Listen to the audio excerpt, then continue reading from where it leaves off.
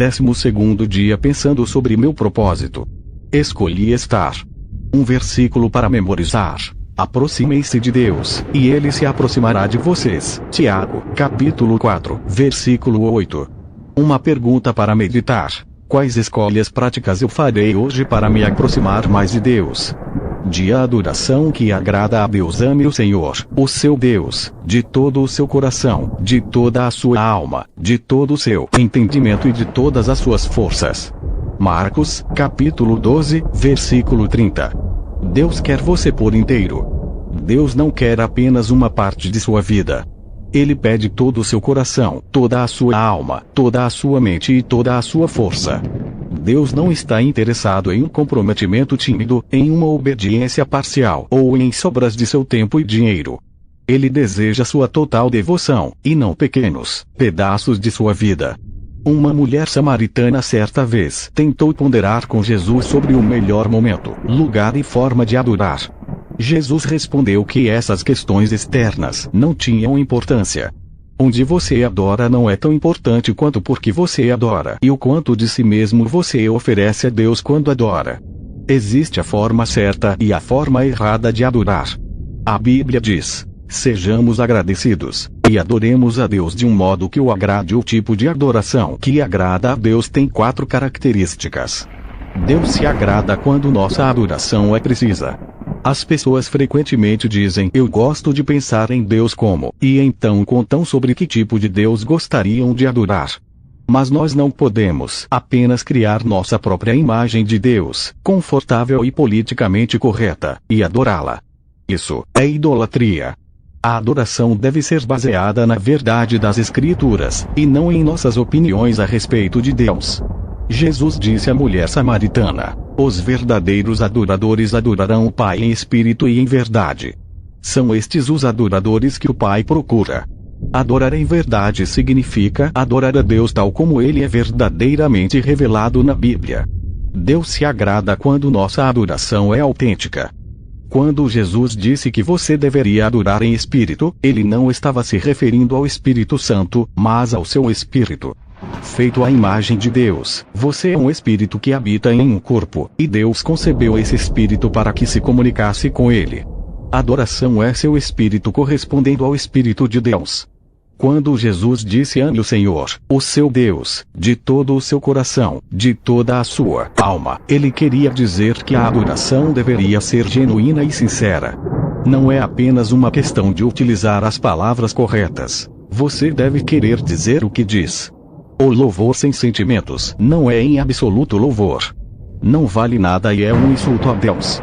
Quando adoramos, Deus olha para além de nossas palavras para ver a postura de nossos corações.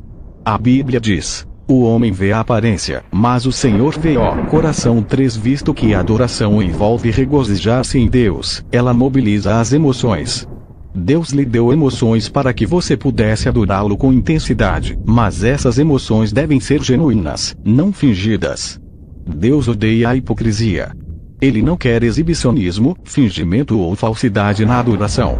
Ele deseja o seu amor sincero e verdadeiro. Podemos adorar a Deus de modo imperfeito, mas não podemos adorá-lo sem sinceridade.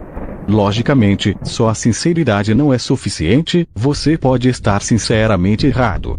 É por isso que tanto o Espírito como a verdade são necessários. A adoração deve ser precisa e autêntica. A adoração agradável a Deus é profundamente emocional e profundamente doutrinária. Usamos tanto o coração quanto a cabeça. Hoje em dia, muitas pessoas comparam estar comovido com uma música ter sido tocado pelo Espírito Santo, mas não é a mesma coisa. A verdadeira adoração acontece quando seu espírito responde a Deus, e não a alguma melodia musical.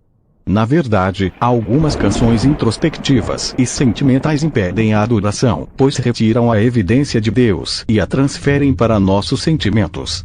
Sua maior distração na adoração é você mesmo, seus interesses e preocupações, com o que os outros pensam a seu respeito.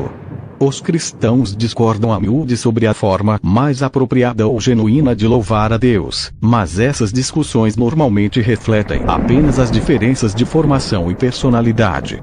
Muitas formas de louvor são mencionadas na Bíblia, entre elas, confessar, cantar, postar, se em honra, ajoelhar-se, dançar, fazer ruídos de alegria, testificar, tocar instrumentos musicais e erguer as mãos. O melhor estilo de adoração é aquele que mais genuinamente representa o seu amor por Deus, baseado na formação e na personalidade que Ele lhe deu. Meu amigo Gary Thomas reparou que muitos cristãos parecem estar emperrados em uma via de adoração, em uma rotina insatisfatória, em vez de terem uma empolgada amizade com Deus. Eles se obrigam a utilizar métodos devocionais ou estilos de adoração que não se adaptam à forma exclusiva que Deus lhes deu. Gary refletiu consigo mesmo: se Deus propositadamente nos fez a todos diferentes, por que deveríamos todos amar a Deus da mesma forma? Lendo obras cristãs clássicas e entrevistando crentes maduros, Gary descobriu que os cristãos têm utilizado caminhos variados há 2000 anos para desfrutar de intimidade com Deus. Esses caminhos passam por estar ao ar livre, estudar, cantar, ler, dançar, criar obras de arte, servir as outras pessoas, ser solidário, desfrutar da comunhão e participar em dezenas de outras atividades. Em seu livro Sacred Pathways Caminhos Sagrados, Gary identifica 9 maneiras pelas quais as pessoas se aproximam de Deus. Os naturalistas, que são mais motivados a amar a Deus ao ar livre, em ambientes naturais. Os sensitivos, que amam a Deus com os seus sentidos e apreciam belos cultos de adoração que envolvam o aspecto visual, paladar, aroma e toque, não apenas sua audição.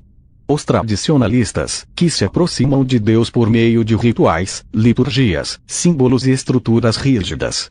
Os ascetas, que preferem amar a Deus em solidão e simplicidade. Os ativistas, que amam a Deus pelo confronto com o mal, combatendo a injustiça e trabalhando para tornar o mundo um lugar melhor. Os caridosos, que amam a Deus amando os outros e suprindo suas necessidades. Os entusiastas, que amam a Deus com festas. Os contemplativos, que amam a Deus por meio da adoração. E os intelectuais, que amam a Deus ao estudá-lo com a mente. Não há uma abordagem tamanho único para adorar, é desenvolver amizade com Deus. Uma coisa é certa: você não glorifica Deus tentando ser alguém que Ele nunca quis que você fosse. Deus quer que você seja você mesmo. Este é o tipo de pessoa que o Pai está buscando. Os que são simples e honestos consigo mesmos perante Ele em sua adoração. Deus se agrada quando nossa adoração é atenta. A ordem de Jesus amém a Deus de toda a sua mente é repetida 4 vezes no Novo Testamento. Deus não se agrada do cântico descuidado, preces mecânicas com frases feitas ou exclamações desatentas de louvado seja o Senhor, porque não podemos pensar em nada melhor para dizer no momento. Se a adoração for mecânica, não significará nada. Você deve envolver a sua mente. Jesus chamou as orações desatentas de vãs repetições. Até mesmo termos bíblicos podem se tornar expressões banalizadas pelo uso exagerado, e então deixamos de pensar no significado.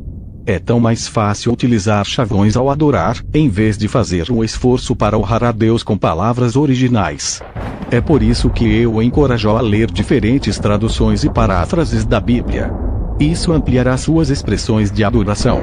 Tente louvar a Deus sem utilizar as palavras louvor, aleluia, obrigado ou amém. Em vez de dizer, eu só quero louvá-lo, faça uma lista de sinônimos e use palavras novas como admirar, respeitar, valorizar, venerar, honrar e apreciar.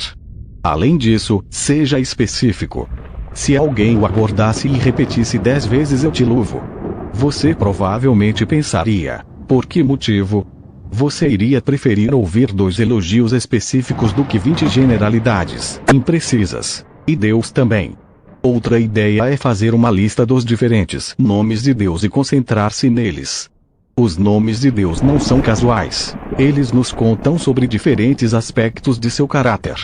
No Antigo Testamento, Deus se revelou paulatinamente a Israel ao ir apresentando novos nomes para si mesmo, e Ele nos orienta a louvar o seu nome. 8 Deus também quer que nossas reuniões com a congregação sejam cuidadosas. Mas tudo deve ser feito com decência e ordem. A esse respeito, Deus insiste em que nossos cultos sejam compreensíveis aos não crentes quando eles estiverem presentes em nossas reuniões de adoração.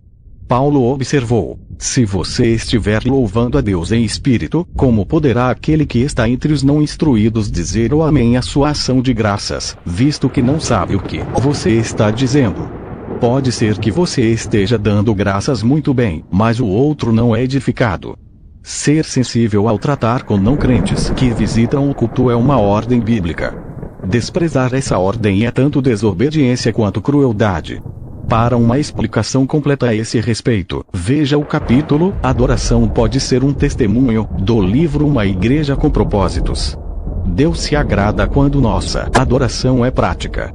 A Bíblia diz: se ofereçam em sacrifício vivo, santo e agradável a Deus. Este é o culto racional de vocês. 11 Porque Deus quer o seu corpo. Porque ele não diz: apresentai os vossos espíritos.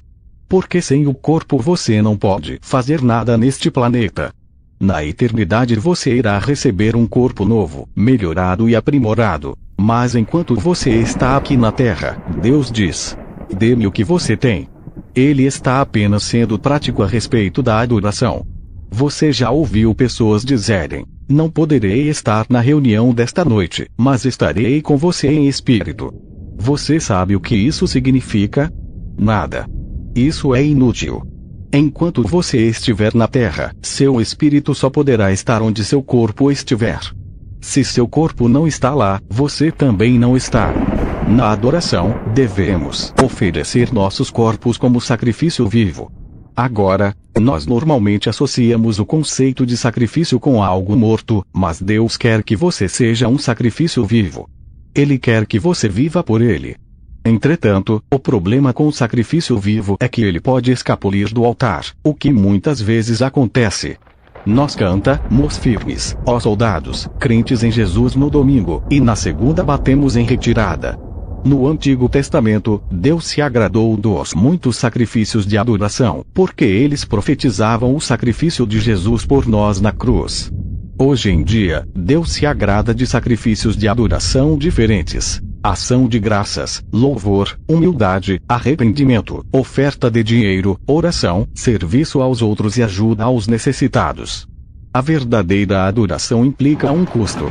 Davi sabia disso quando disse: eu não vou oferecer ao Senhor, meu Deus, sacrifícios que não me custaram nada. Um dos custos que a adoração tem para nós é o egocentrismo. Você não pode louvar a Deus e a si mesmo ao mesmo tempo. Você não adora para ser visto pelos outros ou para agradar a si mesmo. Você deliberadamente retira a atenção de si mesmo.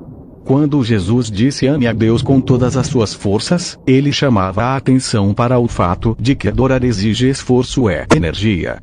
Nem sempre é conveniente ou confortável, e algumas vezes a adoração é um mero ato de força de vontade, um sacrifício voluntário.